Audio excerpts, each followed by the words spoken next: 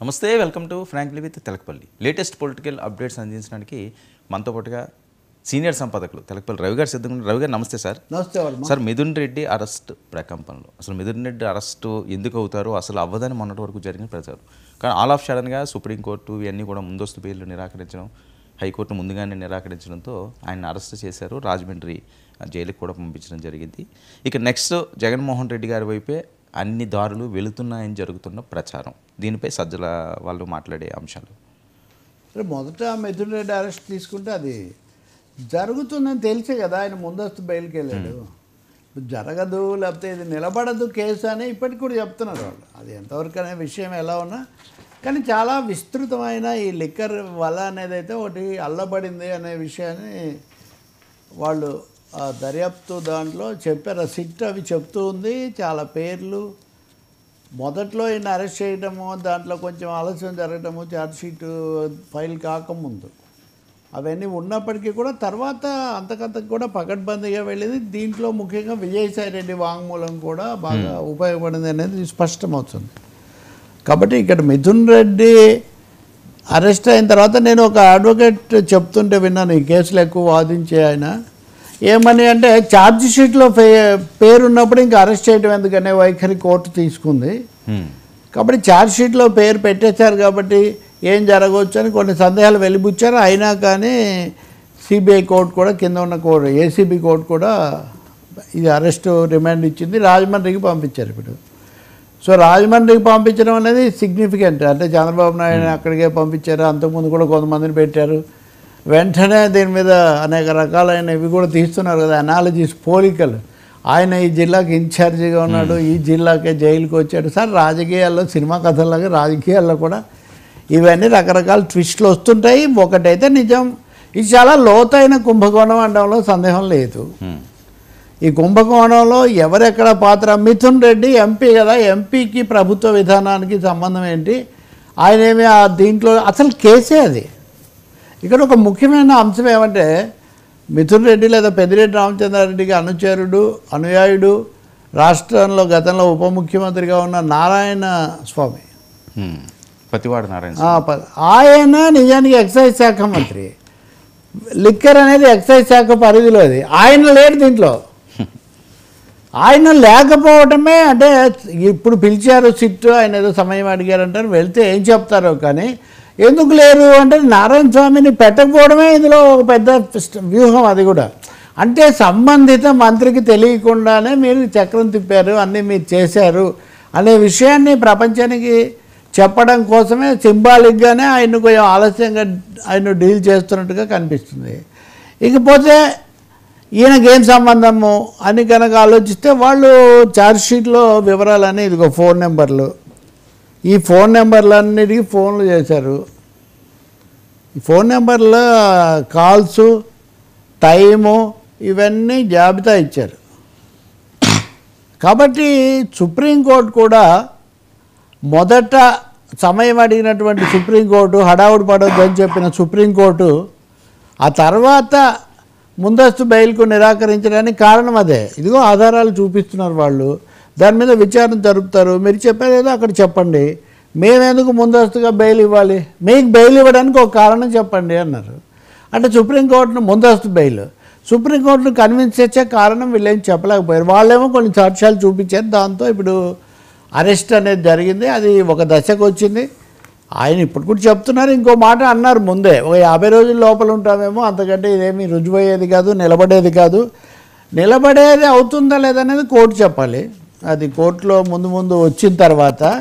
కానీ ఒక క్రమ పద్ధతిలో, ఉదాహరణకు సత్యప్రసాద్ అని ఆయన దీనికి ఏం సంబంధం లేని ఒక అధికారిని దీనికి బాధ్యుడిగా పెట్టి అక్కడి నుంచి అంతకుముందు ఉన్న డిస్టిలరీ విధానాన్ని మార్చి అనేక ఫేక్ కంపెనీలు ఇవన్నీ కూడా సృష్టించి తాము కోరుకున్న డిస్టిలరీలకి ఆర్డర్లు వెళ్ళటం, ఆ వచ్చినటువంటి ఆర్డర్లనే ఆ డబ్బులను మళ్ళీ దారి మళ్ళించటం, ఈ మనీ లాండరింగ్ చేశారు. ఈ మనీ లాండరింగ్ కోసం ఇదిగో ఒక ఆపరేటర్ పేరు కూడా దాంట్లో రాశారు. ఈ ఆపరేటర్ను ప్రత్యేకించి Anusha, a data operator Anusha was appointed and Vijayasai Reddy's mediation to relay daily sales to syndicate.